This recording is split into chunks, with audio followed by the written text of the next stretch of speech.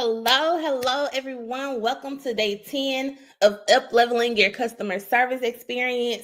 This one is particularly for my e-commerce brand owners.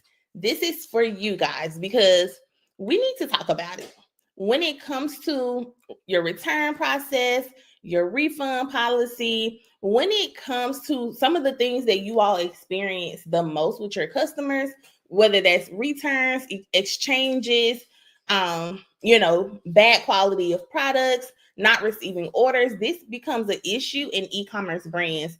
And specifically returns, they're very critical for e-commerce, right? Because you're losing money. Now, for the most part, you have to see, like, what am I going to do? Am I going to resell this to someone else, or is it a loss altogether? And so we want to talk about returns today.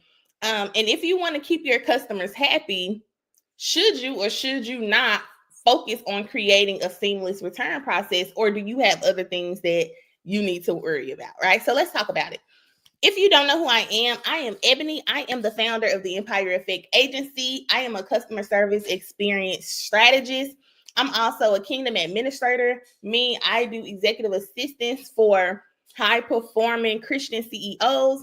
And I also specialize in online business management, aka operations. And so I'm here to help you all up-level your customer service experience because as we're up-leveling our customer service experience, as we are in the holiday season, the holiday rush, Black Friday and Cyber Monday are coming up. I want to help you all to think of different areas in your business that you can implement in 24 hours that will cause your experience to go to the next level, that will cause you to take steps in making your business go to the next level. And so today we're talking about return processes specifically for e-commerce brands. Now, usually I'm speaking to both an e-commerce brand and a service provider because customer service, usually a lot of the things can apply to both. And even when we talk about returns policy for my service providers who are offering, memberships and things of their nature, you can also listen to this and be thinking about, like, how can this apply to my business, right? And so this may look like, hey, someone joined your membership program and they had access to the course, and now a week later they're like, hey, they're doing chargebacks. They're trying to get their money back. They essentially want a return on their investment after they've been in your course for a month. How can you make this process seamless? What do you do in return? Do you argue with them and say, hey, no, you've had access to my course for a week. No, you cannot get this. What things can we put in place to make the return process seamless? Or what can we do as far as creating policies, as far as our communication, to make our customers find a solution that we both can be happy with without compromising? Okay. And so that's what we're here to do today. And so I want to ask you this question: true or false? You can drop it in the comments and let me know. If you want to keep customers happy, you need a seamless return policy. Do you think this is true or false? Because I have some people who may be like, well, actually, if I want to keep my customers happy, then I don't need a seamless return policy. I need to stick to my boundaries. I need to let them know that there are no refunds, there are no exchanges. Some people truly believe that. So if you think that this is true, put true. And if you think it's false, put false. Because I want to hear from you all based on your experience as e-commerce brand owners. Now, keep in mind, I do also support e-commerce brand businesses. And my husband also has an e-commerce brand. So we know the back ends and the business development and the ways it can go in e-commerce. I do have that experience. He's had his brand it's 2024, for about 5 years now. So we've been doing e-commerce for about 5 years. And I've been helping brands even before that. And so let me know if you think this is true or false, and we'll continue right on along so I don't drag this out. Okay. And so for me, I believe you do need to create a seamless return process if you want to have one. So you can truly be a company that says, hey, we are not doing returns. We are not doing exchanges. We are a no refund policy company. And guess what? Obviously, if that's very clear as a policy or a boundary that's stated on your website, of course, that's going to impact some people from buying with you, but your people are going to be your people either way. Like either way. And so when we're talking about a seamless customer service process, when we're talking about return policies and all of those things, keep in mind that you don't have to have one. But if you do have one, we want to streamline the process. We want to make it a great experience for our customers. And what does this look like? Number one, it looks like making it easy to initiate the return. Okay. So your customers should be able to start the return process if you allow returns with minimal effort, right? And so whether that's through your website or a customer service portal, you need to provide very clear instructions on what they need to do to initiate the return, on what they need to do to get that product back into your hands. And you need to make that process or that portal something that's easily accessed. They shouldn't have to email you. This is what a seamless return process does not look like. It does not look like them having to reach out to your customer service and saying, hey, I would like to start a return. And now then they have to wait for you or your customer service representative to now come back and say, okay, this is what you need to do. Like, no, make the process easy. Make sure they can click on a certain button. They can download a return. However the process is, do they need to wait for you to receive a return label? Is it their responsibility to pay for that themselves? I think when we get into talking about great companies that are on, the Fortune 500 or even the top companies that are on Fortune 500 top 10 list or top 25 list, when we begin to look at those companies and what sets them apart from a customer service experience, you will know that what sets them apart the most when it comes to customer service is the amount of convenience they have provided for their customers.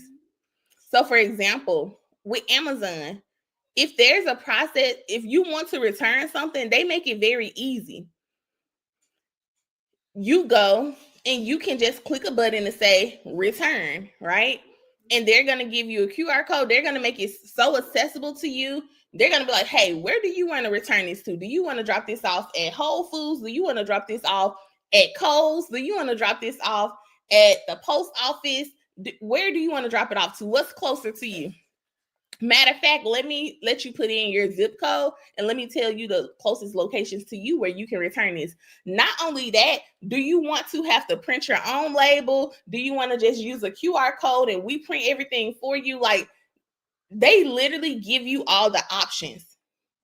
And so when we try to figure out, like, man, what is Amazon doing to cause all people in the world to shop with them?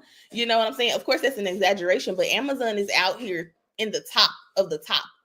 The reason why they were able to come in out of, not even out of nowhere, but the reason why they were able to come and make a shift in a difference like they've been doing is because they're always being customer centric. Their approach is always like, how can we make this more convenient to the customer and not lose out? You know what I'm saying? How can we make our processes more effective, more structured, more streamlined, but more accessible and more easy for the customers? How can we make this more convenient? And I'm gonna talk about that at the end. I'm gonna specifically talk about Walgreens, and I think I'm gonna talk about Amazon too at the end, because what they have done is like amazing. And I think even for smaller brands, we should be able to look to them to see even how on the level that we're on, how can we make our brand and our customer service process very convenient for our customers. And so make it easy. For one, make it easy to initiate a return. Don't have them having to go through the customer service inbox to make this initiation. So that's number one. And then when we talk about number two is going to be being transparent about your policies. No one wants to have to try to go all over the place to determine what your policy is. It needs to be accessible on the product page before they buy. It needs to be accessible in your footer of your website, letting them know like, hey, they need to be responsible enough, of course, to go and look at the processes, the policies before they buy with you. But you want to make sure that they're not having to go to your privacy policy or your terms of service to now look for that. How can you make it even easier? Like, you have the privacy policy in your footer, you have your terms of service in your footer, but for e-commerce brands, do you also have a refund policy, a return and exchange policy? What does that look like, and how convenient is it for them to access it? And be transparent about your policies. Don't have something in your policy like, oh, it's on a case-by-case basis. Because it's like, what does that mean? Now I have to speak to somebody just to even figure out what's the solution for my particular case. Right? So even as business owners, we need to make sure that we're able to make decisions and not be double-minded. Like, oh, for you, I'm going to do it, but then for you, I'm not going to do it. But for you, depending on this situation and what this look like, where you're located, then I'm going to do this. Like, hey, either you're going to do the return or you're going to do an exchange. And it could even be like, hey, yeah, we do returns or exchange. We don't do exchanges, but we do give you a gift card. If the product is returned and it's in great condition, we'll give you a gift card for our company that now allows you to shop and use that money back with us. So in that case, you may not necessarily be losing out on money depending on if you can now resell their product. I don't know how some people do it. I know some people, I've worked in retail since I was in high school. And I know some people, when a customer returns the product, guess what? They go hang it right back up and resell it to the next person. And that's why I'm saying either or, because I know different companies do different things. I know some people, if you return something, they consider that as a loss and they don't go back and hang it up, depending on the condition and things of that nature. And so be transparent about your policies. And then, let me see, is there anything else I want to say about that? No, I already said it. Yep. Make sure it's visible on your product pages. Making sure the policy is easily accessible to read in full by adding those links to your footers of your websites. And then even when during the purchase process, make sure, because let me tell y'all something, because I worked with companies, and I know that people will charge back something with the quickness, y'all. No matter what we think about them doing that, they will do it.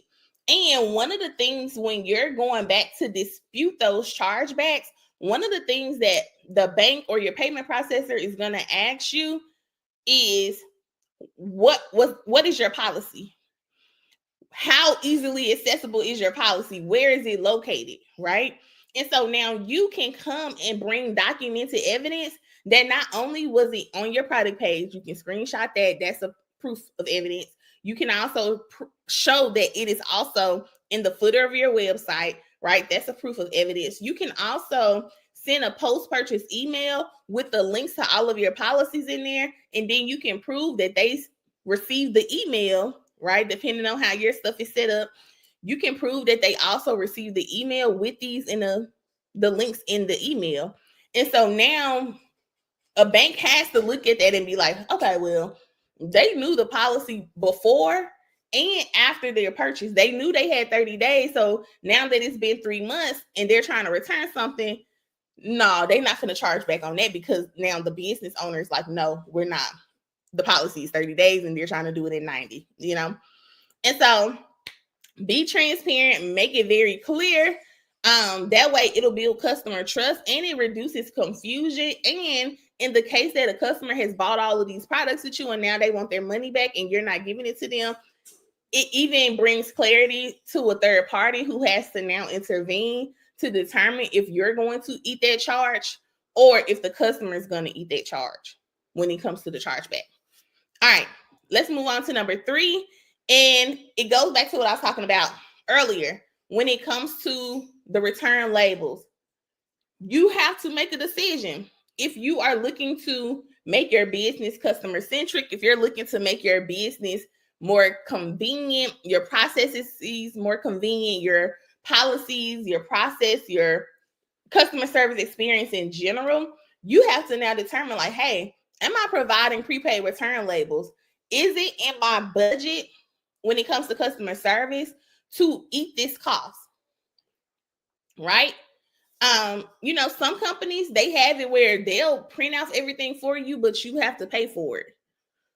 If you look at companies like I want to say maybe Shein or Temu or something, I believe, if I'm not mistaken, their policies more so align with the fact like, hey, on this first return, it's free, but then on the second and third and fourth return, now you have to pay for it to send it back, And so for my e-commerce brands, in your market research, don't just do the research on what these companies are doing as far as like what they're selling, what their websites look like, what their branding looks like, how they're communicating, what their emails are looking like, but also look at their policies, look at their customer service experience. How are they making things convenient and easier for the customer? And so one of the ways to do this is to provide that prepaid return label if you want to do that in your business. Because customers, the truth of the matter is they don't want to pay for shipping twice. Even you as a customer, if you're saying, hey, I just bought this online and I already had to pay $7.99, $8.99, $12.99, what have you, I already had to pay for that to get the thing. Now I have to also pay for it to send it back because it doesn't fit. For them, now your customer is inconvenienced. Now they're dissatisfied because they thinking this doesn't make sense. I basically just bought my shirt when I paid the shipping to get it, and now the shipping to return, depending on how much the shirt was, obviously. But these are the things your customers are thinking. And then you will wonder, hey, I'm just going to go to Amazon. Because with Amazon Prime, I'd rather pay for an annual membership with Amazon because I know that I'm more likely going to find an option of what I want to wear on Amazon. Not only did they just not only do now they got try before you buy. So now I can try it before I even pay for it. Not only that, they're going to also give you free shipping. I'm going to get it in 2 days. And if I need to return it, I can return it for free. So I just pay no shipping costs outside of my annual membership, right? But if I'm buying from Amazon once a week, every other week, like most people are, then that annual membership costs me nothing. And so we're thinking about how can we make this thing seamless? And so offering prepaid return labels will not only make their experience smoother, but it can also increase the likelihood of a repeat purchase. Why so many people buying boxes and box loads of things from Amazon every day? I hope they got stock in Amazon. Anywho, let's go on to number 4. Keep the communication flowing. When we're talking about returns, whatever that looks like for your business, update your customers at every stage of the return process because there are stages. Making sure you're communicating with them from confirming the return request. Hey, thank you so much. We've received your return request. Next steps, right? And then from there, you're now notifying them when the refund or the exchange is going to be processed. Like, hey, we received your refund request, and now you're telling them, hey, it has been processed and approved. Here's the label, right? Or this is what you do next. So now you're like, okay, yeah, you can send this back. And then you let them know, hey, we have received your return. Once it has been processed for, quality assurance and damages and all of those things, we'll let you know about your actual refund. All of these things is the communication continuing to flow throughout the stages of the return process. So making sure you're keeping them informed. That way they're not having to reach out to you like, hey, I sent my product back 14 days ago and now I still haven't heard from you all. Have you all received it? Am I getting my money back anytime soon? Because a lot of times companies, they try to delay processes, right? And so you receive the thing back, you may not have opened your mail or whatever. As a consumer, I don't care that you take 2 weeks to open your mail or that you haven't went to the post office yet, right? I want to know that you've received my product. I want to know when I'm now getting my money back or when I'm now going to get the gift card so I can go and buy something else or so that I can go do something else with my money. And so that's one way you can also help. Also, when it comes to creating a seamless return process, you need to use the return request, the refund request, as a learning opportunity. How can you do this?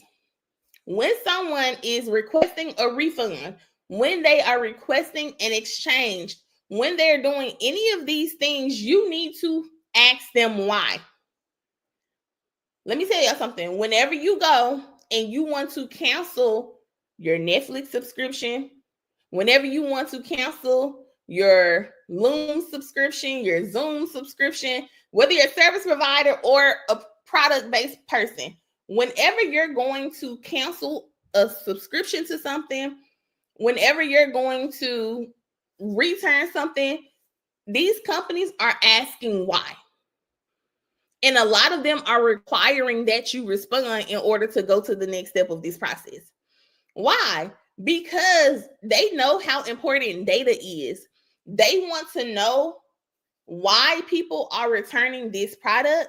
They want to know why people are ending their memberships. They want to know why people are canceling, because that data is now going to help them make the process better, make their customer service experience better, make their content better, make the quality of their products better. Why? Because if I'm asking you like, hey, why are you returning this? And you're telling me that it doesn't fit. Now I can go look at their data to see if the sweatpants that I am selling are always being returned because they run small.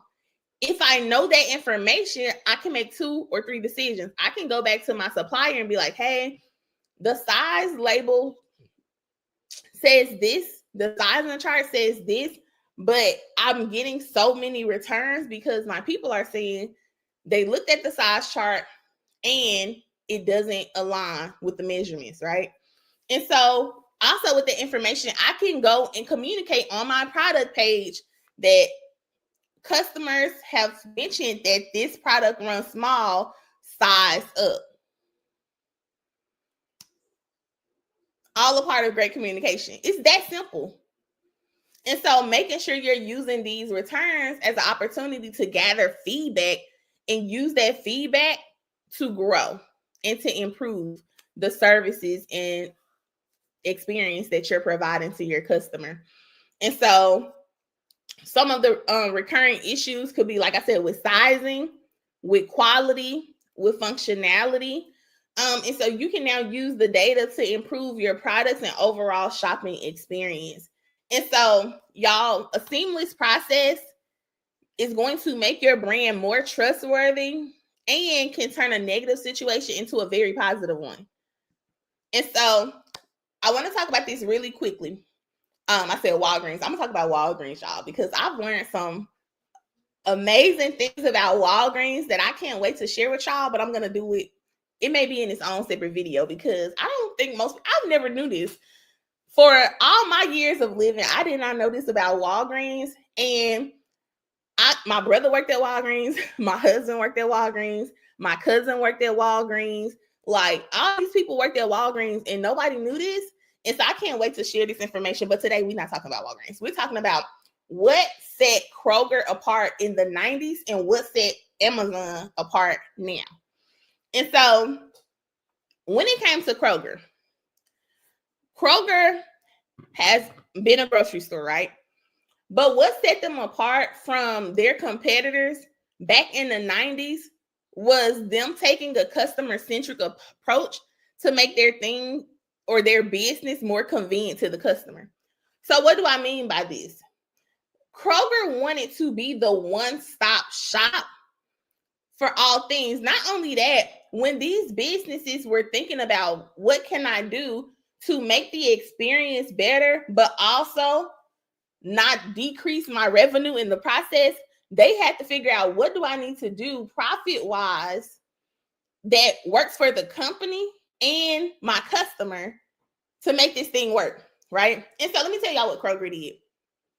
Kroger, at first, they was just selling food, right? And then they began to think, I need to be set apart from my competitors. What do I need to do? Okay, a lot of my people who come and shop, they also have other things that they're doing. When they're grocery shopping, they're going to the bank, they're going to the pharmacy, they're doing all of these things. And so now, whenever you go into a Kroger, more than likely, if not all the time, every time I go into a Kroger, I see two things. I see a bank and I see a pharmacy. And you could just be thinking like, oh, they just added that in. But no, this was a strategic move from Kroger back in the day so that they can stand out among their competition. Because if the other grocery stores were not offering you all of these things, the people, their customer, they were going to choose Kroger. Why? Because it's a one-stop shop for them. They're like, hey, I can go to the Kroger that's right down the street from my house. And not only that, I can go to the bank while I'm there. I can make a deposit. I can also go and get my medicine. I can go check my blood pressure all at once. Why would I go to some other grocery store if I can kill 3 birds with one stone if I'm going to Kroger? And so Kroger strategically put this stuff in place so that they could now, not only that, it now generates more income for the company. Because now they got a pharmacy. Not only that, if you keep looking, most of your Krogers, they're going to have a deli. So now you're going in there, you eating lunch. You getting other food that you may have came in there to get some milk and cereal. Now you coming out, you got your deli meat for the day, for the week. You got some hot food on the way out. And you got your medicine. And you got your blood pressure check. I remember when I was a little girl, and I used to work at Kroger, y'all, so I know how the Kroger works. But I remember when I was a little girl, and I used to go to the grocery store, Kroger, with my grandma because it was right up the street from her house. I used to literally run to the blood. I didn't even know what it was. I didn't know how to read none of the numbers, but I would always go in there just to feel the little tightening of the blood pressure thing. That was fun for me. So me as a child, I'm like, we going to Kroger? Not because I'm trying to figure out what snacks I'm finna get because I already know my grandma finna let us get some snacks, right? But also I want to go over to the pharmacy while my grandma, she waiting there anyway. I want to go and check my blood pressure, but it ain't even about the blood pressure. I just want to put my arm in the thing. When I think about that now, I think like, how nasty could that thing be? But that's beside the case. Anywho, that's one of the things that set Kroger apart. That's what causes them to continuously stay on the Fortune 500 list. Because you might go into a Kroger and you might be like, I'm definitely going to choose Target over Kroger. Because now you can go to Target, you can get your groceries, you can buy clothes, you can get your Starbucks if you drink that. But you know what I'm saying? Because you like, in your mind, you're like, man, Target going to be cleaner. It's going to be brighter. You know, all of the things. So then you can compete. You can even think about Walmart. Now, if you go into a Walmart, guess what? Walmart, they used to have McDonald's in Walmarts, but they don't got them no more. I don't think the majority of them don't. But with Walmart, now when you go in Walmart, you're going to see a bank. You might see a Subway or a Domino's Pizza. They got a whole restaurant up in, you know what I'm saying? They got a nail salon in Walmarts now. They just adding everything because everybody is trying to figure out, like, what else can I add in here to get my people to stay in here longer? So now you got people coming into Walmart and they didn't even have any intentions on shopping at Walmart. They came to get their nails done. But now that their nails done, they're like, while I'm in here, While they getting their nails done, they were like, I actually need this. So now they're going to leave the nail salon in Walmart, and now they're going to go and shop at Walmart. Oh, I need to go get this little undershirt for my outfit tonight. Now they going shopping, because now Walmart, they got groceries, they got clothes, they got your home stuff, they got your media stuff, they got everything. Why you think Walmart stays on the Fortune 500 list? It's your one-stop shop. And so even like I said with Amazon, their customer service, the reason why even Kroger, even Target, even Walmart cannot compete with Amazon is because they're doing things that is above the standard, above the curve. They're like, we don't even have to have, retail stores for people to come in. We're going to do all of this stuff online, and you're still going to get it faster. Because now everybody is trying to offer a 2-day situation. Oh, order this, you're going to get it in 2 days. Amazon said, well, how about this? You order some things from Amazon and you're going to get it same day. Sometimes within 2 to 3 hours. Amazon said, hey, people love layaway. How can we still incorporate something like layaway into our business? Oh, let's do a try on before you buy. Right? Now, that's not technically the layaway process, but now you get to go and buy 10 outfits, try it on. Some of y'all be wearing them, but I ain't gonna snitch on y'all. And then you can go and take it right back. These are the things that is setting Amazon apart. All right. And so that's all I have for y'all today. If you are ready to take your business to the next level, whether that is having someone come to handle the inbox management of your business, whether that's someone coming to handle your system setup and maintenance, whether that's someone who is coming to up-level your customer service experience, or just organize your business altogether, I am here to help. So currently, because this is about to change in 2025, but for right now, I am offering executive assistant support, customer service support, or operations support. So me, like I said, I am Ebony, the founder of the Empire Effect Agency. I specialize, meaning I've done this for over 10 plus years. I've done executive assistance, operation support or online business management, and customer service for a wide variety of industries. So whether you're a ministry leader, whether you're a coach, whether you own a membership program, whether you are an e-commerce brand, whether you are a service provider, whether you are an artist, I have helped CEOs in one of these 3 categories. And so specifically, if you haven't heard, in 2025, I am going to be fully focused on customer service. So any new client of mine, it will have to be a customer service offer. So this will be the last year where I focus in on executive assistance and operations or online business management. And I'll be honing in on customer service for any new clients. So if you want to book with me for any of these things, let's chat. Again, we've been talking about up-leveling your customer service experience. This is day 10 now. And I want to help you all when it comes to creating a seamless return process, when it comes to developing SOPs, knowledge bases, and FAQ systems. Like, I want to help you all get these things put in place so that you can continue to grow and scale your business with ease.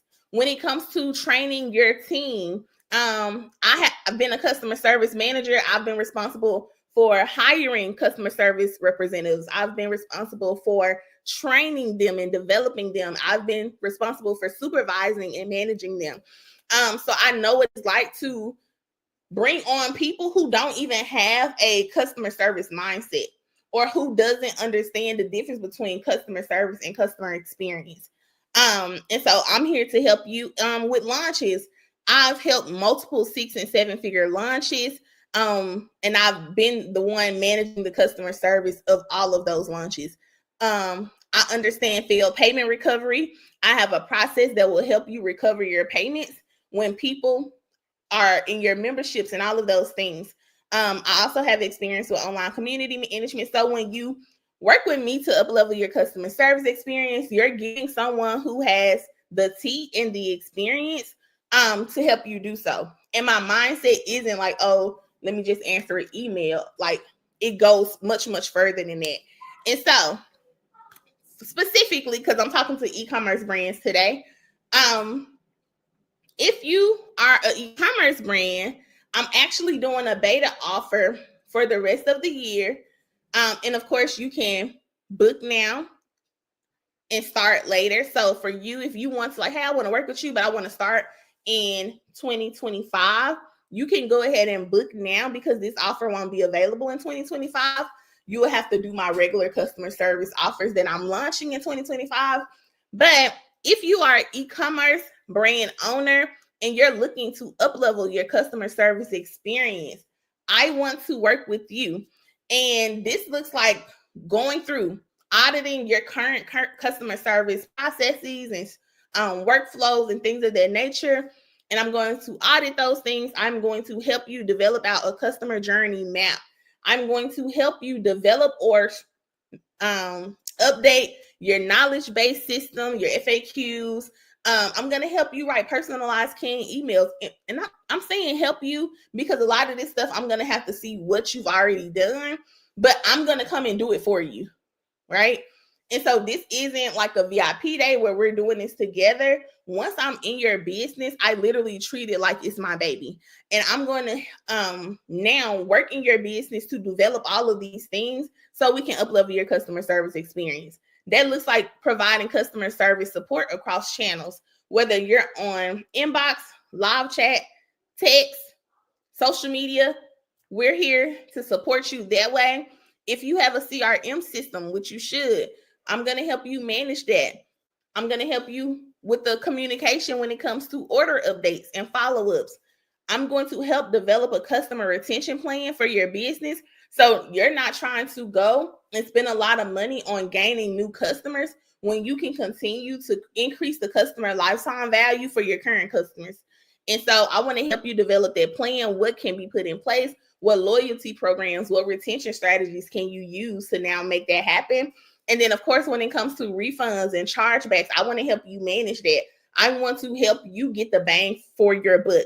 And then also, it's something that I am super excited about for my e-commerce people. If you decide to work with me, you can also choose an add-on. Specifically, if you are in Klaviyo and you use Klaviyo as your email support system, I want to help you with Klaviyo. So if you add on that particular service, you're going to have me. I'll do your email campaign setup. I'll also do your performance metrics reporting. And then I'll also be helping manage that whole Klaviyo support system, whether it's segmentation and making sure people are in the right flows and things of that nature. If you need me to set up your flows, I can support you with that also. So let's chat. You can DM me. I'm at the Empire Effect Agency across social media channels. Or you can go to www.theempireeffectagency.com and you can learn more about my services, about who I am. And you can go to schedule a discovery call and we can start this process as soon as you are ready.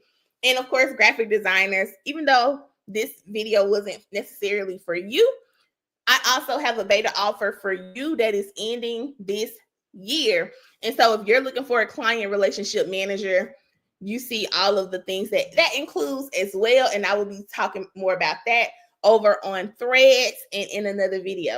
All right. So thank you all for tuning in and staying to the end. I will see y'all on day 11. Bye.